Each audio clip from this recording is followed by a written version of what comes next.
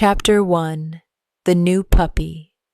My name is John Grogan, and I love dogs. When I was 10 years old, my father gave me my first dog. I called him Sean. Sean was my best friend. He went everywhere with me. He was very obedient. When I called him, he came to me. He played with me, and he walked next to me without a leash. In the car, he sat next to me quietly. After many years, Sean died. He was 14 years old.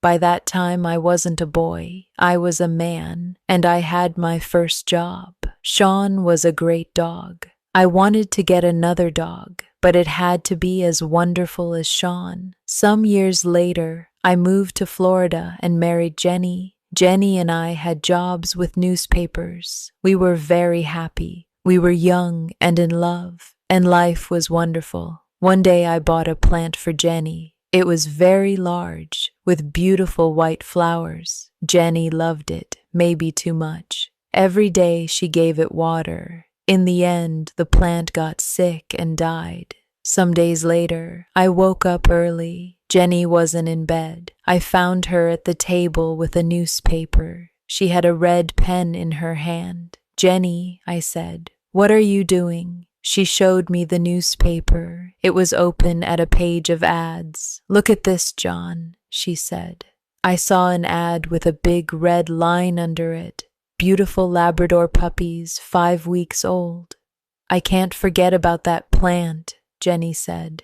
Why couldn't I look after a plant? I only had to give it water, but I killed it. She looked sad, but then she smiled. I can't look after a plant, but maybe I can look after a dog, and later, maybe I'll be ready for a baby. I thought about that. Jenny and I wanted to have children one day, but we loved dogs too. Our little house was a good place for a dog. We lived near a park and near a beach. The house had a big yard with lots of trees. "Okay," I said. I put my arms around Jenny. "Let's get a dog." Some days later, we drove to the address in the ad. The house was in the middle of some woods. A woman came to the door, and there was a beautiful yellow Labrador with her. "I'm Lori," said the woman, "and this is Lily. She's the puppy's mother." "Where's the father?" I asked. "Oh," said Lori, "Sammy boy, he's around here somewhere." Then she said quickly, "Do you want to see the puppies?" Lori took us into a room behind the kitchen. There were a lot of newspapers on the floor and a large box by the wall. In the box were 9 yellow puppies. "Oh," cried Jenny, "aren't they beautiful?" We sat on the floor with the puppies. One little puppy really liked us. He climbed up our shirts and looked into our eyes. "The puppies are $375 each," said Lori, "but you can have that puppy for $1,350. I stood up and turned away from the puppies. Then I turned back quickly and shouted loudly. The other puppies ran away, but the little puppy ran to me and climbed over my shoes. "That's our puppy," Jenny laughed. I held him in front of my face. I looked at him, and he looked at me. He had very large brown eyes. I gave him to Jenny, and she held him too. "I think he likes us," I said. We paid Lori for him. "Come back for him in 3 weeks, she said. "He'll be 8 weeks old, so you can take him then." We thanked Lori and said goodbye. On our way to the car, I put my arm around Jenny. "Isn't it wonderful?" I said. "We've got our dog." "Yes," she said. "I can't wait to bring him home." Suddenly, we heard a loud noise in the woods.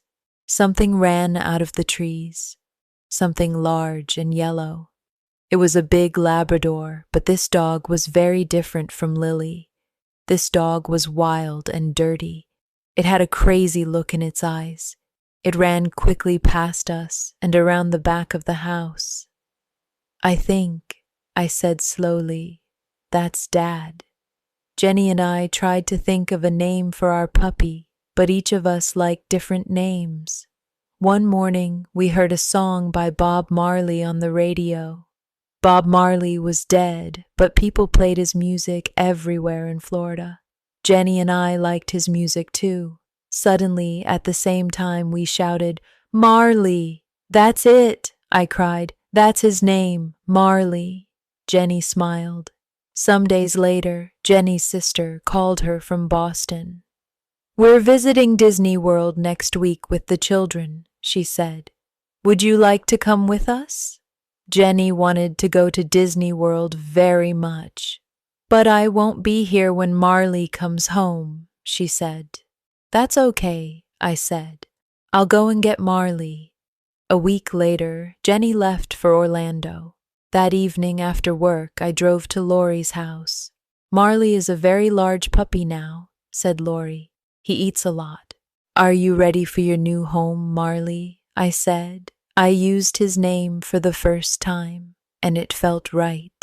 Marley sat next to me in the car. He tried to climb on me, but each time he fell back on the floor. In the end, he climbed up and sat on me. He wagged his tail happily. When we got home, I took off his leash. Marley began to sniff.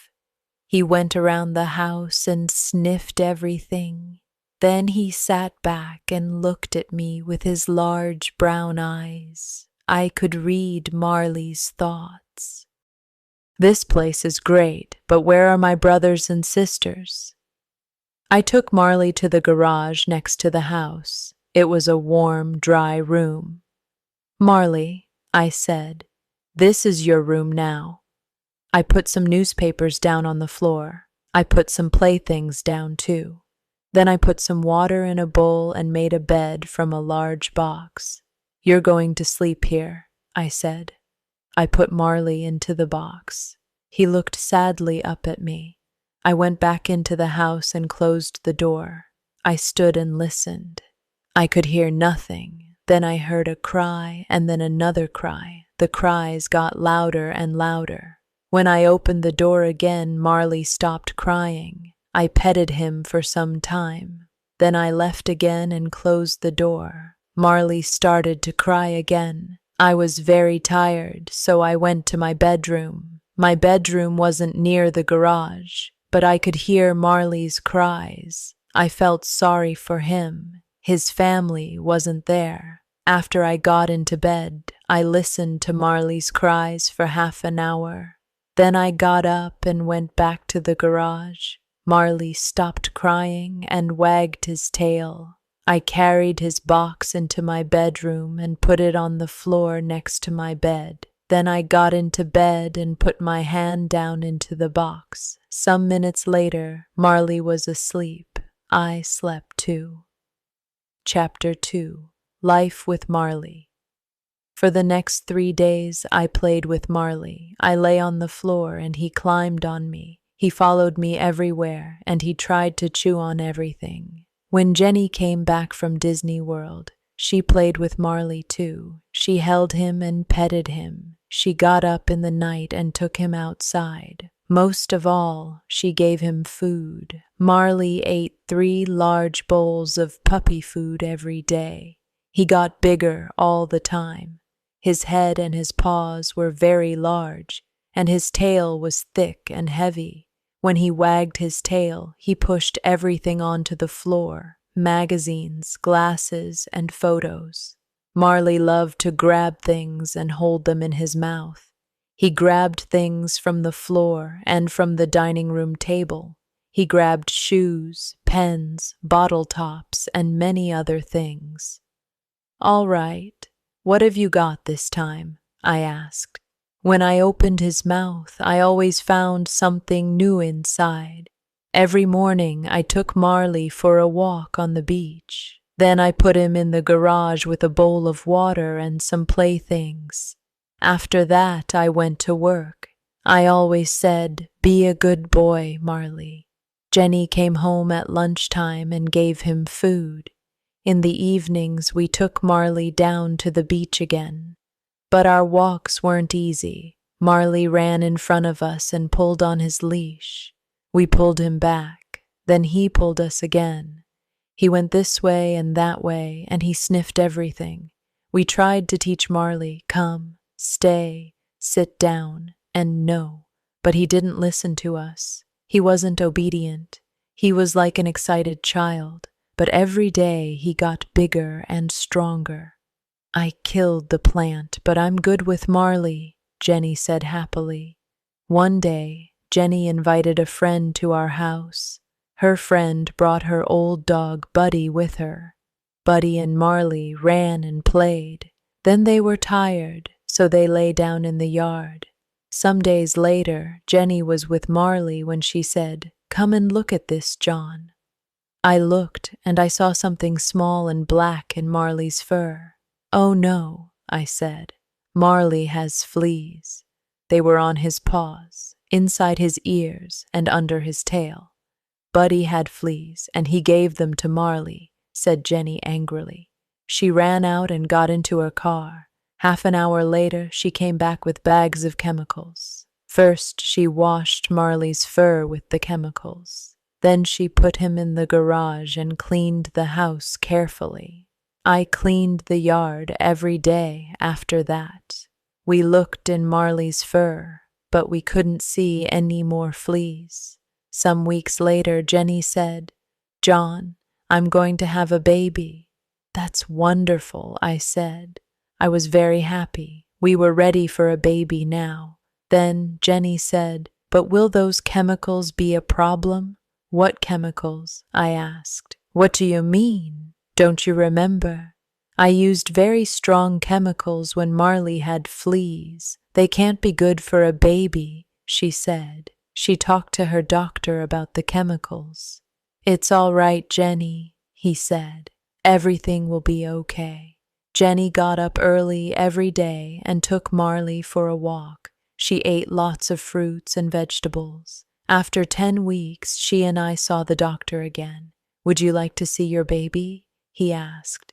"Yes, please," we said. We felt very excited.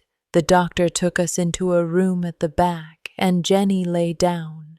He moved something over Jenny on a machine next to him. We could see something like a small gray bag, but we couldn't see a baby inside. "Is there anything in there?" asked Jenny. After a time, the doctor said quietly, "I'm very sorry, Jenny. Your baby is dead." I felt sick. I sat and held Jenny's hand. We didn't say anything for a long time. When the doctor left, I put my arms around my wife. Later, I took her home. She was very, very quiet in the car. Her eyes were red, but she didn't cry. Back home, Jenny went into the dining room and sat down quietly on a chair. I got Marley from the garage. He was very excited. He jumped up and wagged his tail. He wanted to play. "Not today, Marley," I said sadly. Marley ran into the yard. He came back into the house and drank water from his bowl. Then he ran into the dining room, and I followed him.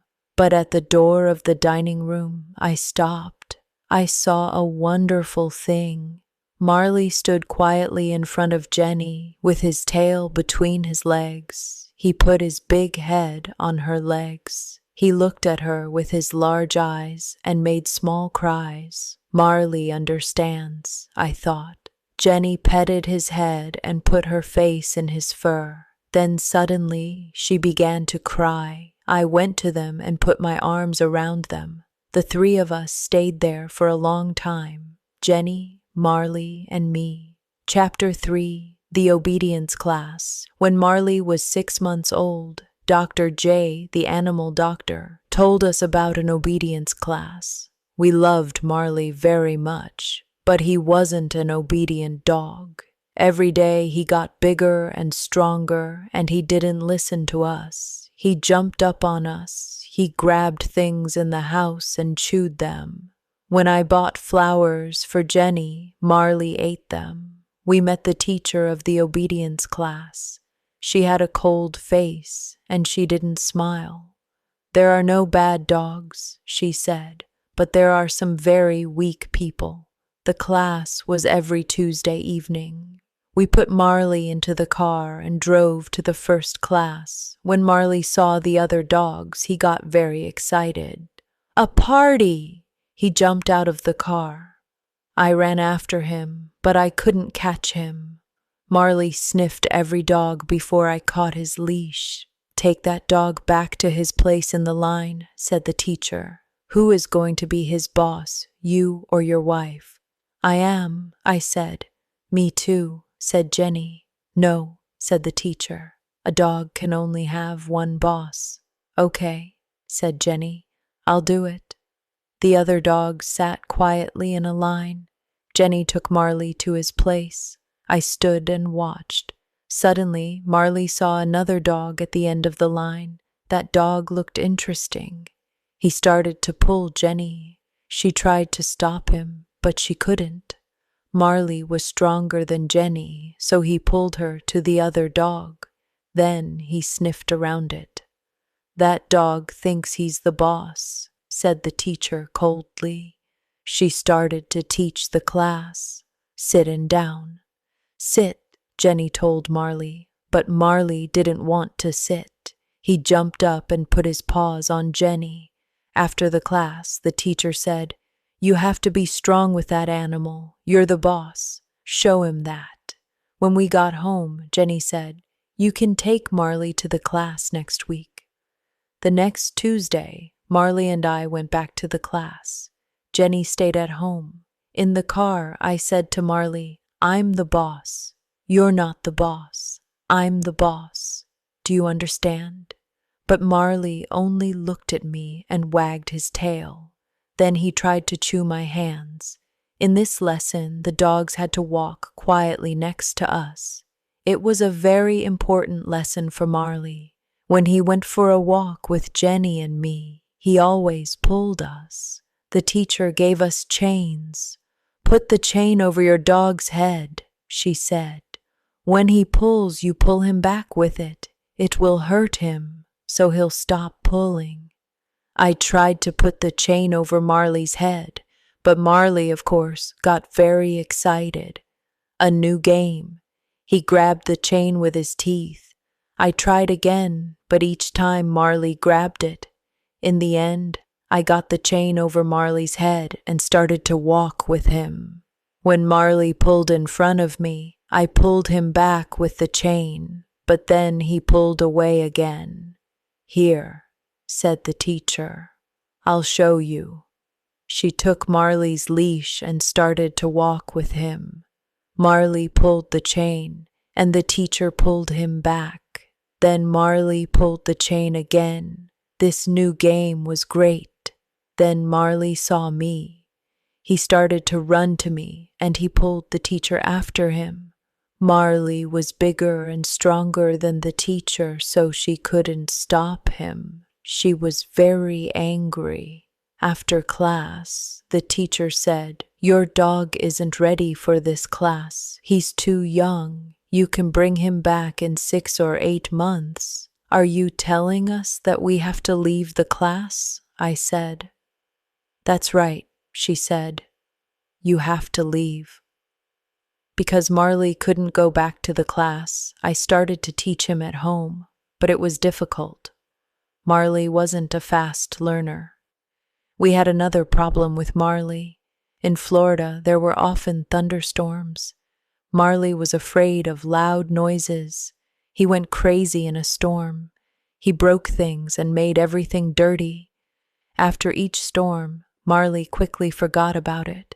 He was happy again and wanted to play. But in the next storm, the same thing happened. He was afraid, so he went crazy again. We talked to Dr. J about the problem. Dr. J was young, and he understood dogs very well. "What can we do?" we asked. "When Marley gets crazy, he breaks things. One day he'll get hurt in a storm." "Marley is 7 months old," said Dr. J. "I'll neuter him, then he won't get so excited. He'll be a quieter, happier dog." I thought about that. "Oh," I said, "I don't really know." "Yes," said Jenny. "That's a great idea. Bring Marley here on your way to work," said Dr. J. "It doesn't take long. He'll be ready by the afternoon. You can get him again on your way home." A week later, we took Marley to Dr. J. Marley ran from the house and jumped into the car. He was very happy. He loved to go out with Jenny and me, his two best friends. Jenny drove, and I sat next to her with Marley. He pushed at the window with his nose. He wanted to sniff outside the car. I opened the window and Marley put his nose outside. "I feel sorry for Marley," I said to Jenny. Then I looked at him. His front paws were out of the window. "John," said Jenny, "what's Marley doing? Please be careful." "He's fine," I said. "He only wants to put his head outside." Marley put his head out of the window. Then suddenly he pushed his front legs out too. He tried to jump down on the road, but the road was very busy with cars. "John!" shouted Jenny. "Hold him!" Jenny tried to stop the car, but she couldn't. The other cars drove around us very fast. It was very dangerous. Now Marley's front paws were down on the road. He ran next to the car. I grabbed him by his tail and Jenny stopped the car. "Now what?" I shouted. I couldn't pull Marley back into the car. I couldn't open the door. I couldn't get my other arm out, and there were cars all around us. The other drivers looked at us angrily. Jenny opened her door and got out of the car. She ran around it and grabbed Marley. I opened my door and got out too. In the end, we got Marley back into the car. When we got to Dr. J's, I took Marley inside. He sniffed everywhere. Then he pushed over a table with magazines on it. I gave Marley's leash to Dr. J. "Please neuter him as quickly as possible," I said. "Please." That evening, when I took Marley home, I saw a change in him. He wasn't excited and crazy. He moved quietly and slowly. Good, I thought. Chapter 4. Changes at Home. Jenny and I worked hard at our jobs. We also worked hard at home. So one evening, I said, "Let's go on vacation, Jenny." The next day, I bought 2 airplane tickets. They were for a 3-week vacation in Ireland. "What are we going to do about Marley?" asked Jenny. "We can leave him in the house," I said. "Somebody can stay here with him." "Marley is a difficult dog," said Jenny. "That person will have to be kind but also strong. He or she will have to be his boss." "I know," I said. Then I had an idea. Kathy loves animals. Kathy worked in my office. The next day, I asked her, and she said yes. Before she arrived, I wrote some notes for her about Marley. There were 6 pages of notes. I showed them to Jenny. "Did I forget anything?" I asked. Jenny read the notes. Then she said, "You can't tell Kathy all that. She won't want to stay with Marley." But when Kathy read the notes, she smiled. "Marley and I will be fine," she said. "Have a great vacation."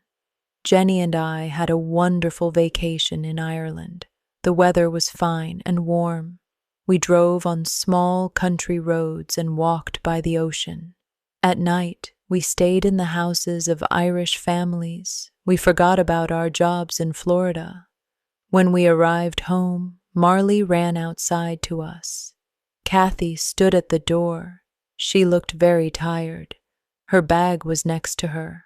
"I'm sorry," she said, "but Marley broke a lot of things in the house. He wasn't obedient, and he didn't listen to me." We thanked Kathy, but she wanted to leave very quickly. I turned to Marley. "All right, Marley," I said. "Tomorrow you're going to learn about obedience." The next morning, Jenny and I went back to work, but first I put the chain around Marley's neck and took him for a walk. Marley started to pull me. "Sit, Marley," I said. Marley sat. "Okay, "Let's try that again," I said. We started to walk, and Marley pulled me again. I made the chain very short and pulled him back. It hurt him, but it was the only way. In the end, he learned his lesson. He walked next to me and didn't pull me. I felt very happy. "Good, Marley," I said. "I'm the boss." Some days later, Jenny called me at the office. "John," she said, "I went to see the doctor. I'm going to have a baby this time." Jenny and I were very careful, and we put away every chemical in the house. Jenny looked well. She got up early each morning and took Marley for a walk by the ocean. When we went to the doctor, we saw our baby on the machine, but I didn't forget about Marley. I worked with him every day. Marley was more obedient now, but he didn't listen to me all the time. He came when I called him sometimes. In our yard, we had a fruit tree. Marley loved eating fruit, but it went through him quickly. His poop was everywhere in the yard. He ate a lot of other things too. These went through him and came out in his poop, toys, pens, and bottle tops. I bought Jenny a beautiful chain for her birthday. She loved it and she put it around her neck, but some hours later she cried, "My chain, where is it? Maybe I didn't put it on right." "We didn't go outside," I said, "so it's here in the house." We looked in every room, but we couldn't find the chain. Suddenly, Jenny said, "What's that in Marley's mouth?" I saw the end of a thin chain. "Oh no," I cried. "Okay, Marley, it's all right. Come here now. Please give us the chain." But Marley only looked at us. Suddenly, he threw his head back. "He's eating the chain," cried Jenny. I opened his mouth and pushed my hand down, but I couldn't find the chain. "We'll have to wait," I said. "The chain will go through Marley and come out in his poop." I gave Marley lots of fruit. We waited for 3 days. I followed Marley everywhere. When he pooped, I looked for the chain, but it wasn't there. On the 4th day, I found it. After I washed it, it was very clean. It had a beautiful shine. "That's wonderful," Jenny said. "It shines better than before." Jenny wore that chain for years. When I saw it, I always thought of Marley. Our son was born in St. Mary's Hospital in Palm Beach. We called him Patrick, an Irish name. "Things are going to change at home for Marley now," said Jenny. "Maybe he won't like the changes." I brought Jenny and Patrick home from the hospital. Patrick was asleep, and we put him on our bed. Then we went to the garage and brought Marley into the house. He followed Jenny into the bedroom, but he didn't see Patrick on the bed. Then Patrick made a small noise, and Marley's ears went up. Where did that noise come from? Patrick made another noise.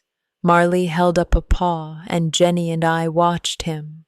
What's Marley going to do? I thought. Marley jumped up onto the bed. I pulled him back quickly and held him. Patrick's eyes were very wide, but Marley didn't want to hurt Patrick. He sniffed all around him. Now Marley had a new best friend. When he was near Patrick, he wasn't wild and crazy. At night, he slept under Patrick's bed. 6 months later, Patrick started to move around. Marley lay on the floor and Patrick climbed over him. Sometimes Patrick pulled Marley's fur, but Marley lay quietly and didn't move. We were parents now and we were happy. We had our wonderful baby. We had our dog. We had our house by the ocean. Life was good. Then, when Patrick was 9 months old, Jenny said, "I'm going to have another baby." Chapter 5. Difficult Days. Sometimes bad things happened in our street. One night in October, Jenny and I were in bed. Marley lay on the floor next to me. Suddenly, I heard a cry, the cry of a girl. It came from the street outside. I felt afraid, but I jumped out of bed. "Come with me, Marley," I said. "Please, John, don't go out there," said Jenny. "Call the police." "I will," I said. "I'll be careful." I held Marley by the end of his chain. The girl cried again. We went outside, and a man ran away down the street. 2 young men ran to me. "Go and stay with the girl," they shouted. "Help her, we're going after the man." I ran to the girl. She was my neighbor's daughter, Lisa. She was 17 years old. Her shirt was red and wet. "What happened?" I asked. "I was in my car," she said. "A man got in and put his hand over my mouth. He said, 'Don't make a noise.' But I did, and he cut me with his knife." I held Lisa in my arms. "It's going to be all right," I said, but I didn't really think that. Lisa's face was gray, and she was very weak. I looked at Marley. He stood and looked down the street. He looked strong and ready for a fight. Nobody could get past him. Some minutes later, the police arrived with a doctor, and they took Lisa away. A policeman asked me questions. Then I went home with Marley. Jenny met us at the door. "Marley was a different dog tonight," I said. "Nothing can hurt us when he's with us." I looked at Marley. "You did well tonight," I said. Lisa didn't die. She got well again, but I never forgot that night. One night, when Jenny and I were in bed, she said, "John, I think the baby is coming. Please call the doctor. Something's wrong." I thought, it's too early for the baby. I took Jenny to the hospital. "Your baby is too small," the doctor said. "We have to stop him coming out. You'll have to stay in the hospital." Jenny was in the hospital for 12 days. I stayed at home with Patrick and Marley. I did the housework. I cooked and washed clothes. In the evenings I was very tired. Marley sat and looked at me sadly. I could read his thoughts. "I don't understand. Why doesn't John want to play with me? Why doesn't he take me for walks? And where's Jenny? I didn't do things at home very well. I left the bathroom door open all the time. Marley loved to go into the bathroom and drink water from the shower. One day I took Patrick on a visit to the hospital." "What did you do to Patrick?" Jenny asked. "What do you mean?" I asked. "He's fine. Look at him," said Jenny. I looked. His arms were in the legs of his baby clothes. Jenny called my Aunt Anita. She also lived in Florida, but in a different town. "Please, can you look after John and Patrick?" she said. 2 days later, Aunt Anita arrived. She did the housework, and everything at home was fine again. When Jenny came home, she had to stay in bed all day. This was a very difficult time for her. She couldn't cook or go for a walk. Worst of all, she couldn't hold Patrick. Marley brought his playthings into the bedroom and lay on the floor next to Jenny. He stayed there day and night. Aunt Anita had to go home to her husband, so I had to look after the house again. Then one day when the doctor visited Jenny, he said, "You can get up now. The baby is bigger." Jenny was very happy. She got up and played with Patrick and Marley. She started to do the housework.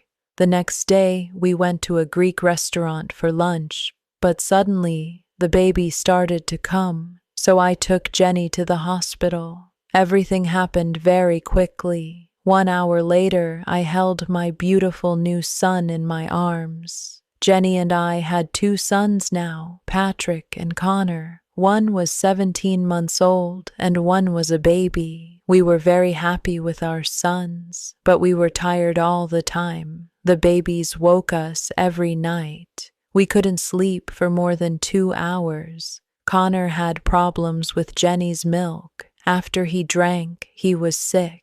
Jenny was very sad. "What's wrong with me?" she said. "Connor doesn't like my milk. Maybe I'm not a good mom." She started to get angry quickly. She didn't get angry with Patrick and Connor, but she was often angry with Marley and me. Marley could do nothing right. I bought a plant and planted it in the yard. The next day, Marley pulled it out and ate it. Then he broke a door in the house. He went crazy when there was a thunderstorm. One day when I got home from work, I found Marley with Jenny. Jenny was very, very angry. "Why do you break everything?" she shouted. "You're a very bad dog." Marley stood with his head down and she hit him again and again. I ran and grabbed Jenny's arms. "Hey, hey, hey," I shouted. "Stop, stop." I looked into Jenny's face, but the look in her eyes was new to me. Her face was the face of a stranger. "Get him out of here," she said. "Get him out of here now."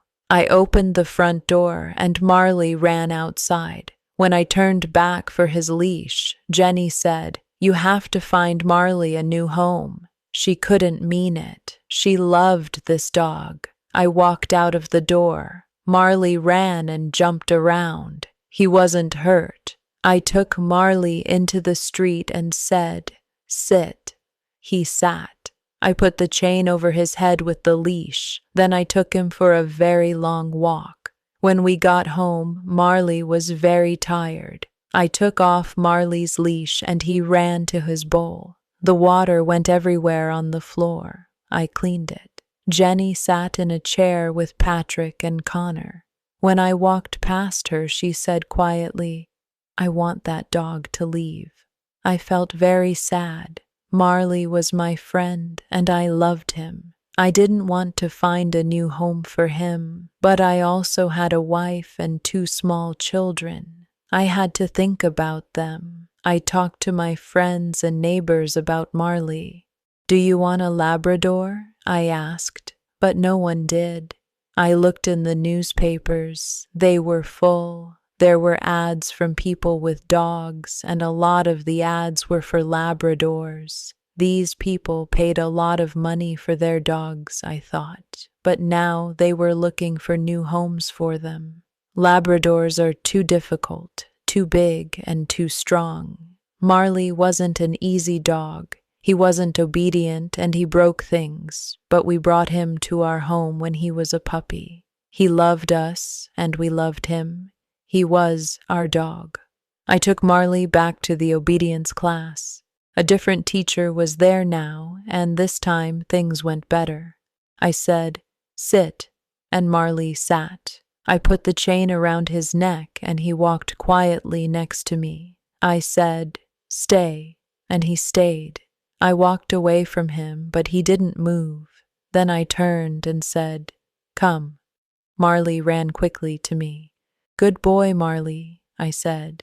Good boy." At the end of the 8 weeks, the teacher gave me a paper. It said Marley did well in the obedience class. I was very happy. On the way home, I sang. After this, a wonderful thing happened. Jenny got better. She stopped being sad and became strong and happy. She was a good mother to Patrick and Connor, and she was kind to Marley again. She danced around the room with him. Sometimes at night when he was quiet, she lay on the floor with him, her head on his neck. Jenny was here with us again. I thought, that's great. Chapter 6. Marley makes a movie. Jenny's friend Colleen worked for a film company. One day Colleen called Jenny. "My company is making a film about a family in Florida," she said. "They want pictures of a family home. Can I come and take some pictures of your house?" Colleen came and took photos of our home, the children and Marley too. She showed them to her boss, Bob Goss. Some days later, Jenny called me at work. "Bob Goss is making a movie about a family with a dog," she said excitedly. He's looking for a big family dog. He saw Colleen's photos and he's interested in Marley. Really? I said. You mean Marley? Our Marley? The next day, Colleen came to our house and took Marley to her boss. 2 hours later, she brought him back again. Marley was great, she said. Everybody loved him. Some days later, the company started filming. Bring Marley to the Gulfstream Hotel at 9 o'clock, Bob Goss told us.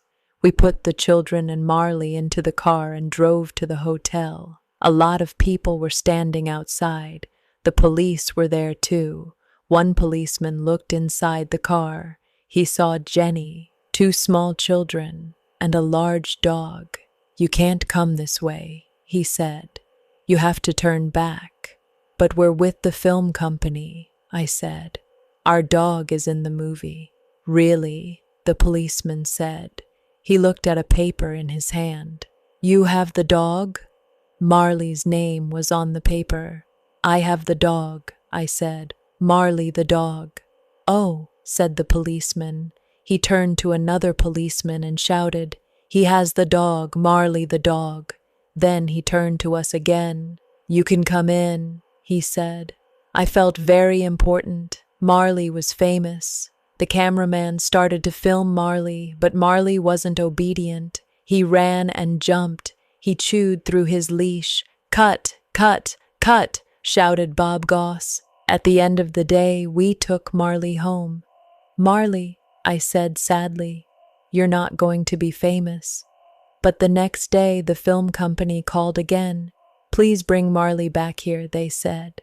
When we got back to the hotel, Bob Goss said, On film, Marley was great. Marley had a very good time with the people in the film company. Everybody played with him and petted him. After 4 days, the cameraman stopped filming. Call us after 8 months, said Bob Goss. The movie will be ready then. After 8 months, we called the company. The name of the movie was The Last Home Run, but we couldn't learn anything about it. I called the company again and again. 2 years later, I was in a store. There were a lot of movies on the shelves. Suddenly, I saw The Last Home Run, Marley's movie. I bought it and took it home. Come and watch this, I shouted to Jenny and the children. We saw Marley in the movie. He was only there for 2 minutes, but it was very exciting. We all laughed and cried. We're famous, shouted Patrick. Marley's name came at the end of the film in big letters. It said, Marley the dog. Sometime later, we said goodbye to our home in West Palm Beach. The place was getting more and more dangerous, and our house was too small for 2 children and a large dog. So we moved to a big house in another city, Boca Raton. A lot of rich people lived in Boca Raton. They had expensive cars, big houses, and beautiful clothes. There were many good things about our new house. Near the house was a small park, but best of all, it had a pool. We all loved the pool, but Marley loved it most. He jumped in with me and climbed on me. But there was a problem with the garage in our new house.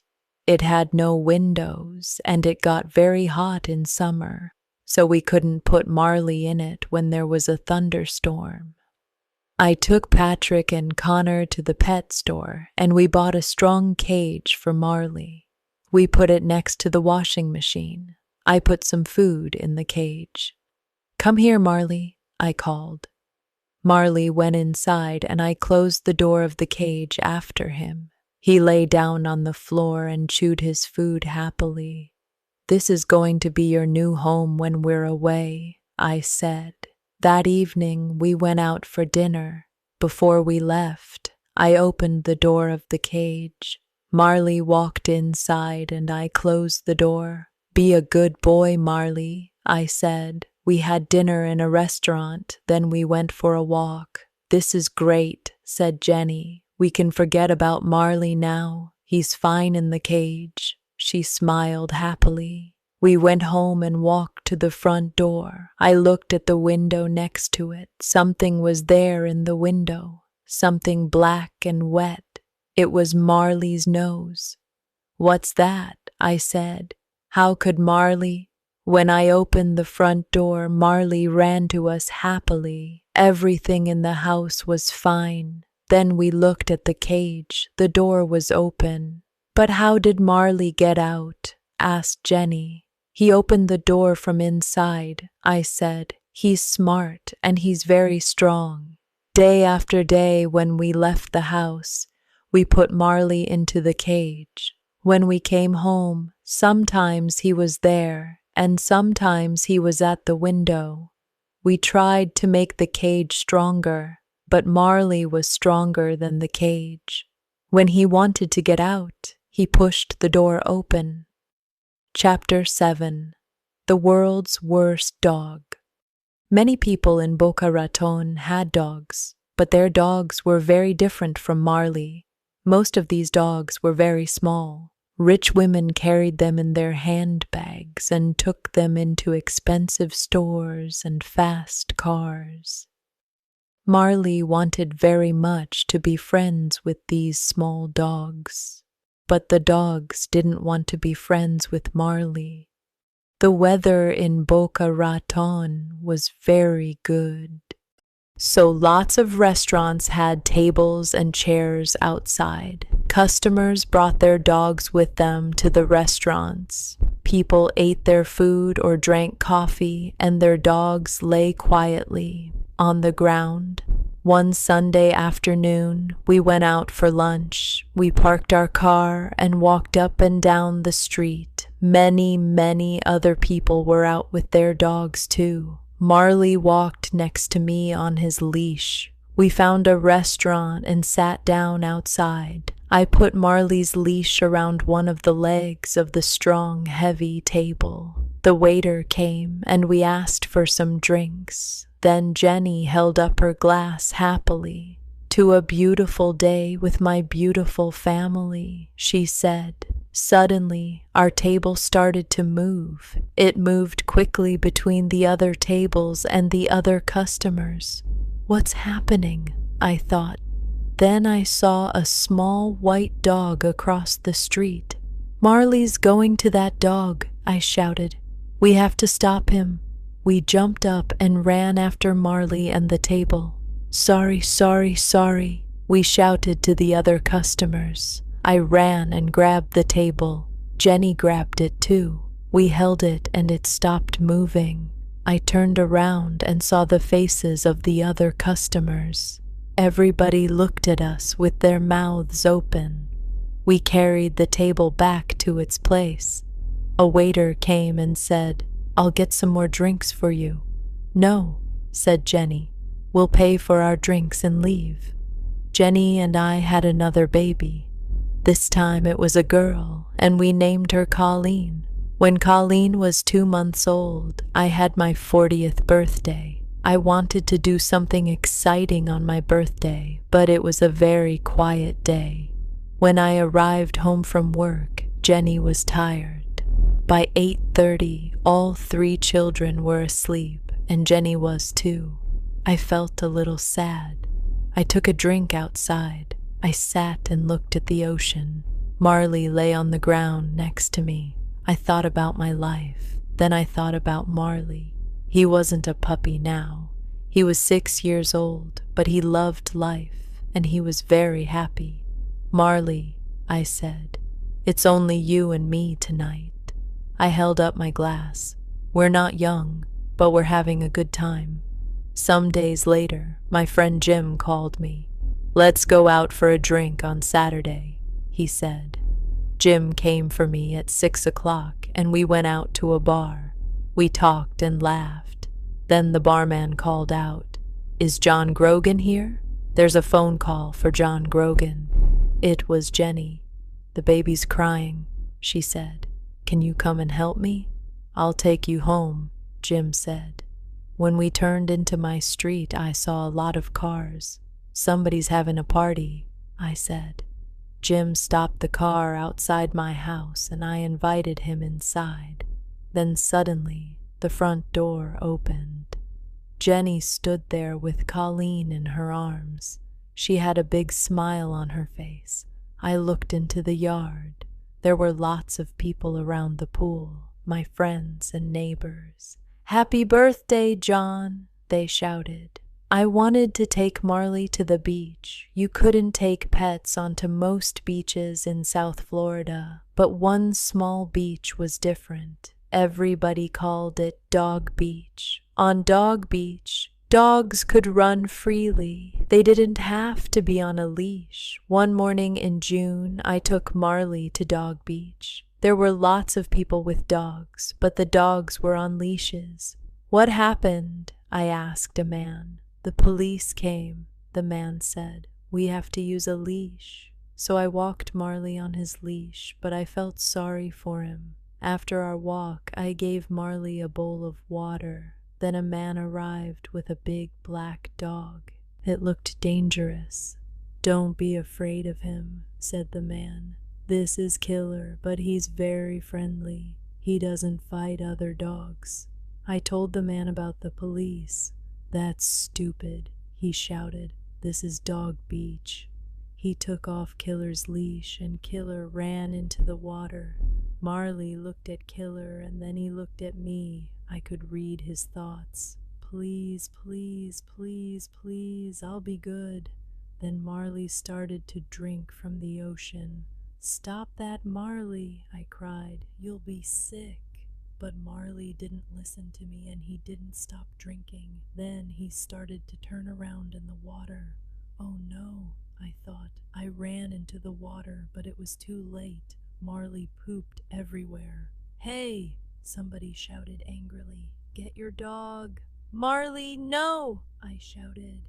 I could feel everybody's eyes on me and on Marley. "No, Marley! No, no, no, no!" Marley's poop was everywhere. The other people grabbed their dogs. Marley came out of the dirty water and looked at me happily, but we had to leave. That wasn't nice. "Sorry," the man with Killer said. I said sorry.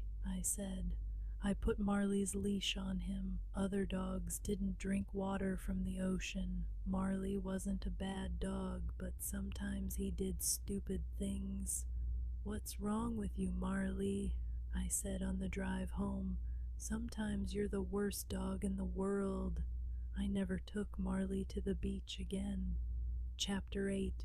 We Move North. When Colleen was 2 years old, I got a job with a magazine in Pennsylvania in the northeast of the United States. We were ready for a change from Florida. There were too many people and cars. The weather was always hot, with a lot of thunderstorms. We wanted to live in a quiet place in the country. We wanted to see summer, winter, spring, and fall. Most of all, we wanted to see snow. Our new home was very beautiful. There was a small river near our house and there were woods all around it. Marley was very happy. He loved playing in the woods and running after small animals. 3 weeks after New Year, it snowed. The children were very excited because it was their first time. We put on warm jackets and ran outside. Marley followed us. Marley was very funny in the snow. He fell down all the time. Snow lay on his fur and his face. I could only see a black nose and 2 brown eyes. I could read his thoughts. "I don't understand this. It feels so cold and wet." Then Marley jumped up again. He ran around the yard and jumped through the snow. The children laughed happily and Marley was happy too. We had a great time. It was almost the end of our first winter in Pennsylvania. We were very happy in our new house, but Marley was 9 years old now. He moved more slowly and slept for most of the day. Sometimes when I took him for a walk, he got very tired. His fur in many places was gray, not yellow. Life with Marley wasn't easy. He cost us a lot of money. He ate a lot of food and broke a lot of our things. We could never change him. We knew that. But he was one of our family. He loved us, and we loved him. That spring I said to Jenny, "Let's get some farm animals." "Okay," she said, "but we don't have a place for big animals. Let's get some chickens. Then we can have eggs every day." Jenny talked to one of the moms at the children's school. Donna lived on a farm. She gave Jenny 4 baby chickens. The chickens lived in a box in the kitchen. They ate and pooped. Then they ate some more, and they got bigger. One morning, I woke up early when I heard a call from downstairs. Cock-a-doodle-doo. I woke Jenny up and asked, "What's that noise?" "Oh," she said, "I don't know." She turned over and slept. Every morning, the chickens made a lot of noise. Sometimes they made loud noises very near Marley. Marley was usually afraid of loud noises, but he didn't move away from the chickens. That's strange, I thought. Can't Marley hear the chickens? One afternoon, when Marley was asleep in the kitchen, I walked up behind him. "Marley," I said, but Marley didn't move. "Marley," I said again. Nothing. "Marley," I shouted. Marley turned. He stood up and wagged his tail. Oh no, I thought. Marley can't hear. But Marley could hear some things. When we put food in his bowl, he always heard the sound of his dinner. He ran in from the next room. Marley was always hungry. He ate 4 big bowls of dog food every day, and he also ate our food. Labradors are big dogs, and Marley was a very large Labrador, but he never got fat. One day I came home from work early and went into the kitchen. Marley was there. He didn't see me and he didn't hear me. There was a sandwich on the kitchen table. Marley stood up and put his paws on the table. Then he ate the sandwich. "What are you doing, Marley?" I asked. "You're a bad dog." But he didn't hear me. He ate the sandwich happily. I put my hand on Marley's fur, and he jumped when he saw me. He lay down on the floor and looked up at me, and I started to laugh. I couldn't be angry with Marley. He was old now, and he couldn't hear. I couldn't change him. The chickens weren't afraid of Marley, and he never tried to catch them. They walked around the yard, and Marley went with them. Chapter 9. Marley gets older.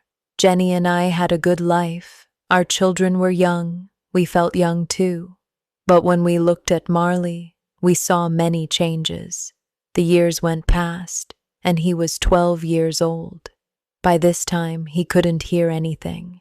His fur was gray. His teeth were brown. Late one night, I took Marley outside for his walk before bed. It was winter, and there was a cold rain. I went back into the house for my jacket. When I came out again, Marley wasn't there. I looked for him everywhere, but I couldn't find him. I went back inside, then walked upstairs and woke up Jenny. "I can't find Marley," I said. "He's out there in the rain." Jenny pulled on her jeans and shoes, and we went outside again. I walked slowly through the woods and called for Marley. Jenny went a different way. We were very wet and cold. "Let's go home and get warm," I said. "I'll get the car and come out again." We walked back to our house. Suddenly, we saw Marley. He stood outside the house out of the rain. When he saw us, he was very happy. I felt angry with him, but then I was happy too. I brought him inside and dried him. Marley was very tired. He went to sleep and woke up at noon the next day. Marley couldn't see well now. His fur started to fall out too. Jenny cleaned the house every day, but his hairs were everywhere. But Marley's biggest problem was his hips. They hurt him a lot, and he couldn't move quickly. He couldn't climb the stairs easily. But he tried to follow us everywhere. Marley had good days and bad days. One spring evening, I took him for a short walk around the yard. The night was cold, and there was a light wind. I ran, and Marley ran with me. "Marley," I said, "you're a puppy again." We ran back to the house. There were 2 small stairs in front of the door. When Marley tried to climb the stairs, he fell down. He lay on the stairs and looked sadly up at me. Marley was too heavy for me. I couldn't carry him, so I had to push him up the stairs. Then he stood up and went into the house. When I looked at Marley, I thought we only have one life, and it can change very quickly. I enjoyed my job on the magazine, but I really wanted to work for a newspaper again. Newspapers were more exciting, and I liked writing about big stories. I also liked getting letters and calls from readers. A friend told me about a job at the Philadelphia Inquirer. This was one of the best newspapers in the United States. I wrote to the newspaper, and I got the job. I was very happy. In the summer, Jenny visited her sister in Boston. She took the children with her. I didn't go because I was busy with my new job. Every day, I was away from home for 10 or 12 hours, so we took Marley to a vacation home for dogs. Some days later, an animal doctor called me from the home.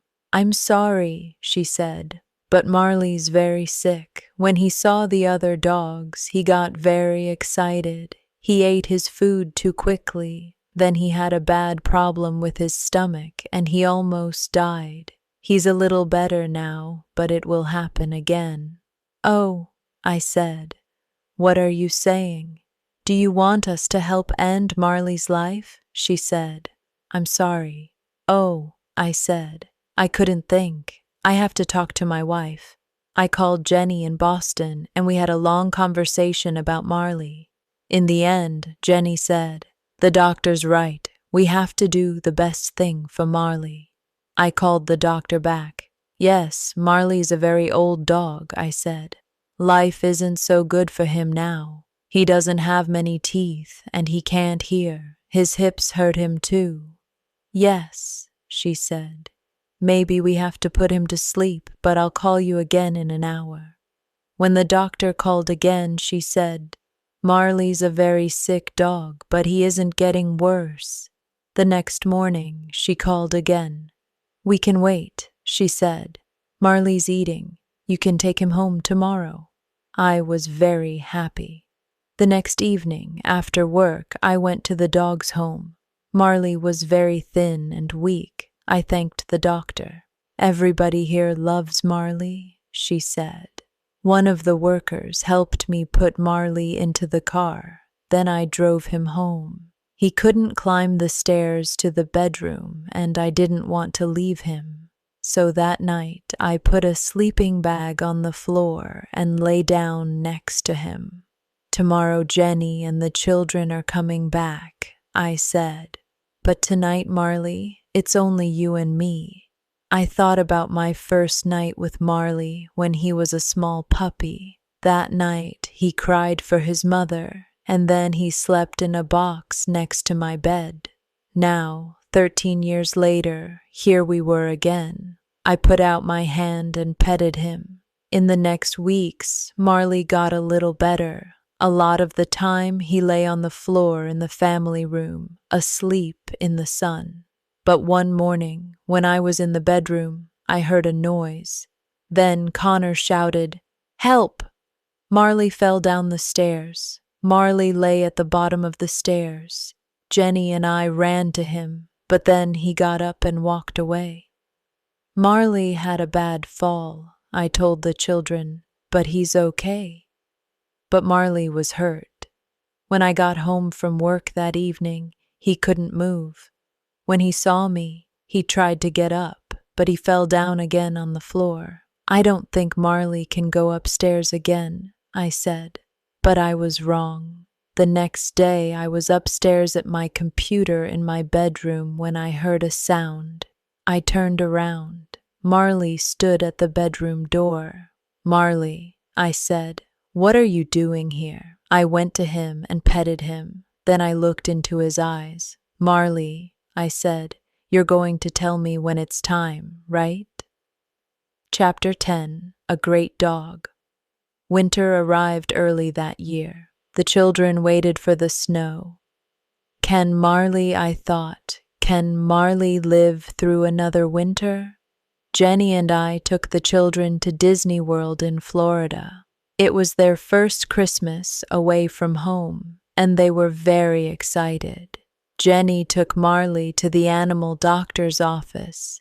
They gave him a home there and watched him carefully. We had a great family vacation, but on the way home, somebody called us from the doctor's office.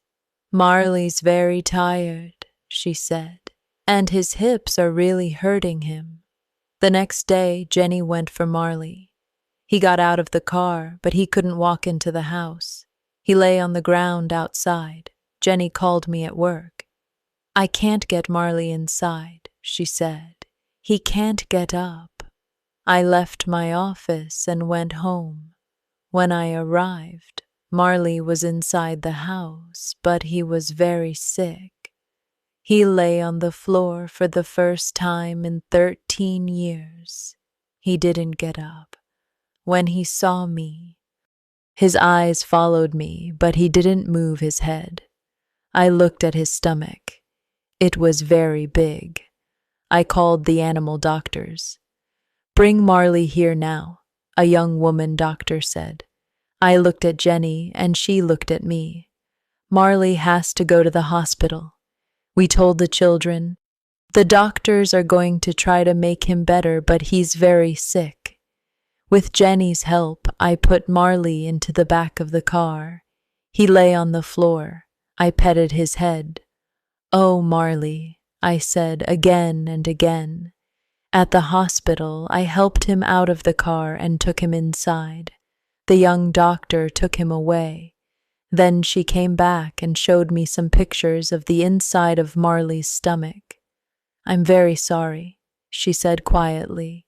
"We can't do anything for Marley now." "I understand," I said. "Please, can I say goodbye to him?" I asked. "Yes, of course," she said. "Have as much time with him as you want." Marley was asleep. I got down next to him and ran my fingers through his fur. I held up each ear in my hands. I opened his mouth and looked at his teeth.